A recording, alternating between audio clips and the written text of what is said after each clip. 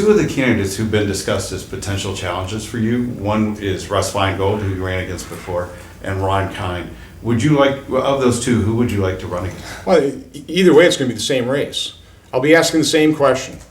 I'll be trying to point out the disconnect between Americans' disgust for the federal government, where you got 90-some% of the American population that are just thoroughly disgust with the federal government, but you still have people that literally are electing politicians that are dedicated to growing that dysfunctional place. I mean, to me, that makes no sense.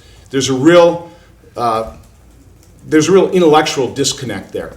So I want to point out that disconnect. I really want to point out to the citizens of Wisconsin that it doesn't make any sense to continue to elect people like Ron Kind or Russ Feingold, individuals that literally are dedicated to growing the federal government, people that really think they're so smart that they can go to Washington and they can pass a health care bill that totally remakes our health care system. I would say totally screws it up. I mean, we'll see how this all works out. It's not going to be pretty. Okay?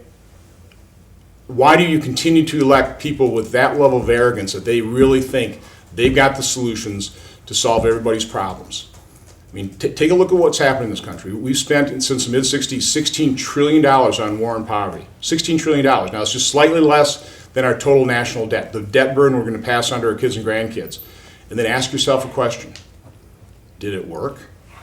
You want to know what my campaign theme is for 2015, 2016? Get informed and start thinking.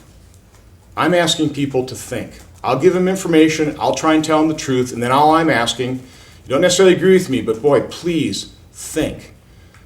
Does it really make any sense to keep growing that dysfunctional place? Do you really think there are people smart enough to control your life, or do you maybe want some of that power back? Do you really think maybe the founders were pretty smart when they designed a system really based on state power, individual liberty?